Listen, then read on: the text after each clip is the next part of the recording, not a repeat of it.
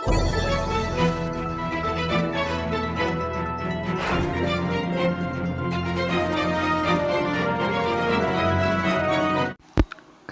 Science teacher Tirupati Subbalakshmi ఘనంగా పదవీ విరమణ. కడియం మండలం వీరవరం గ్రామం శ్రీ బత్తుల సూరన్న జిల్లా ప్రజా పరిషత్ ఉన్నత పాఠశాల సైన్స్ టీచర్ తిరుపతి సుబ్బలక్ష్మి శనివారం పదవీ విరమణ చేశారు. విశ్రాంత ఎంఈఓ లాల్ లజపత్ రాయ్ మాట్లాడుతూ స్కూలుకు ఆమె అందించిన సేవలను గుర్తు చేశారు. వృత్తి పట్ల నిబద్ధత, అకుంఠిత భావం, క్రమశిక్షణ గల టీచర్ సుబ్బలక్ష్మినని అన్నారు. విద్యార్థులకు సైన్స్ ఫెయిర్లో ఎన్నో ప్రశంస పత్రాలు, విజయం సాధించేలా కృషి చేసే టీచరు ఆమెనని పలువురు ఉపాధ్యాయులు ప్రశంసించారు. ఆమె శాశ్వత జీవితం ఆయురారోగ్యాలతో ఆనందోత్సవాలతో గడవాలని వారు కోరారు. పలువురు విద్యార్థినులు డాన్సులతో అలరించారు. ఈ కార్యక్రమంలో HM Vishwanath, HM Jayalakshmi, Kannamamba, AVS Prasad, Paul Vijayakumar, Chilukuri Srinivasarao, HLN Murthy, విద్యా కమిటీ గుమ్మడి రాజు, తోట రామకృష్ణ తదితర ఉపాధ్యాయులు, శ్రేయోభిలాషులు, బంధువులు, మిత్రులు పాల్గొన్నారు. మీరు పిల్లలు స్వయంగా చూశాను మేడం గారిని. ఈ 12 ఏళ్లలో ఆవిడ దగ్గర మీరు చాలా నేర్చుకున్న సైన్స్కి సంబంధించి ఆవిడ మీకు తెలియదేమో, మేడం గారు తెలుగులో ఎంఏ కూడా చేశారు. ఆవిడ సైన్స్ టీచరే కాకుండా మంచి తెలుగు టీచర్ కూడా. ఆవిడ బాల్యంలో విద్యాభ్యాసం అంతా కూడా తెలంగాణ ప్రాంతంలో జరిగింది. అందువల్ల ఆవిడకి మేడం గారికి తెలంగాణ మాండలికం మీద మంచి పట్టు ఉంది. మనకి 2012 సమయంలో టెక్స్ట్ బుక్ మారింది 10th క్లాసు. సీతక్క పెండ్లి అని ఒక పాఠం ఉంది, అది పూర్తిగా తెలంగాణ మాండలికంలో ఉంది. నాకు తెలంగాణ భాష నాకు రాదు. మేడం గారిని అడిగి మేడం గారు కొన్ని పదాలకు నాకు అర్థాలు తెలియదంటే చాలా వరకు చెప్పారు మేడం గారు. కోపం ఉంది, మీరు ఆ కోపాన్నే చూశారు కానీ ఆ వెనక్కున్నటువంటి తపన మీరు గమనించట్లేదు. నేర్పాలి నేర్పాలి నేర్పాలి. నిర్మలా హై స్కూల్లో వాళ్ళకి ఎదురుగుండా ఉంటుంది. నిర్మలా హై స్కూల్లో నేను పనిచేశాను 87లో. అప్పుడు పరిచయం, అప్పుడు తెలుసు ఆవిడ. తర్వాత కడియం తెలుసు నాకు. బట్ ఇక్కడికి వచ్చిన తర్వాత ఆవిడతో నేను కూడా కలిసి పనిచేసేటటువంటి పరిస్థితి ఏర్పడింది. అప్పటి నుంచి ఆవిడని గమనిస్తే చక్కటి ఉపాధ్యాయురాలు. ఏ రోజు కూడా అంటే బెల్ కొట్టుకుని టైంకి క్లాస్కి వెళ్ళిపోతుంది. తర్వాత రెండోది సెలవులు పెట్టడం. మూడోది తను నేను వెళ్ళిపోయే లోపల సిలబస్ కంప్లీట్ చేస్తానండి అని చెప్పడం జరిగింది ఆవిడ. సుమారు 1989 నుంచి 2024 35 సంవత్సరాల పాటు ఈ సర్వీస్ని చాలా సక్సెస్ఫుల్గా ఆవిడ పూర్తి చేశారు. అయితే ఎంతోమంది విద్యార్థులకి వారి సేవలు అందించారు. అంతేకాకుండా సంఘ కార్యక్రమాల్లో కూడా చాలా కార్యక్రమాల్లో అవకాశం ఉన్నప్పుడల్లా హైదరాబాద్ ప్రయాణాలు, ఇలాంటి యూటీఎఫ్ కార్యక్రమాలు కూడా చాలా పెద్ద ఎత్తున మేడం గారు పాల్గొన్నటువంటి పరిస్థితి. ఖచ్చితత్వం, చెప్పిందే చేస్తారు, చేసిందే చెప్తారు మేడం గారు. అంత నిజాయితీ క్రమశిక్షణ ఉండేటువంటి టీచర్ మన సుబ్బలక్ష్మి టీచర్ గారు.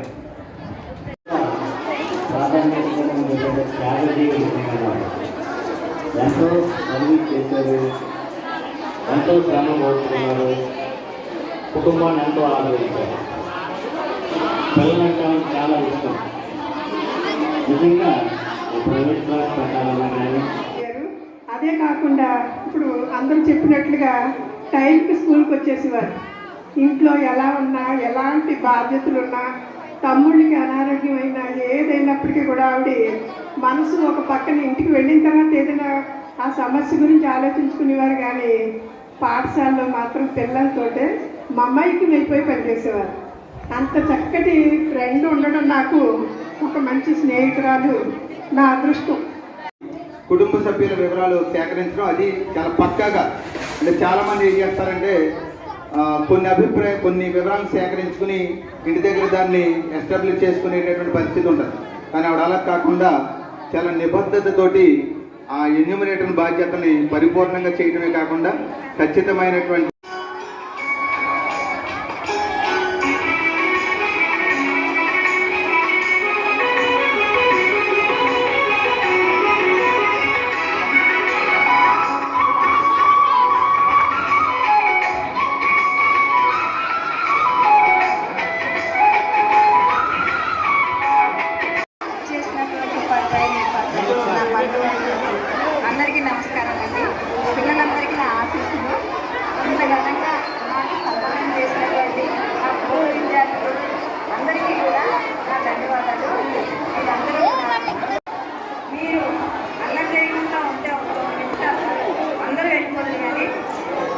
చక్కగా కార్యక్రమం జరిగింది. వర్షం వస్తుందేమో అని చెప్పేసి నేను చాలా భయపడ్డాను.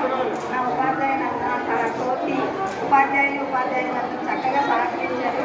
ఆ దేవుడు కూడా నాకు సహకరించి దేవుడు కూడా నాకు చక్కటి విలువైన సమయంలో ఎటువంటి ఆకర్షణ లేకుండా చక్కగా జరపడానికి నాకు అవకాశం ఇచ్చాడు. మీరందరూ కూడా చక్కగా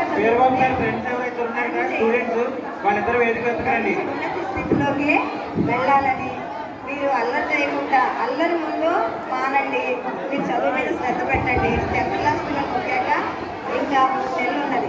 శ్రద్ధ పెట్టినట్లయితే మంచి స్కూల్ మండలం ఫస్ట్ కూడా మనకి రావచ్చు. చక్కగా చదువుకోండి.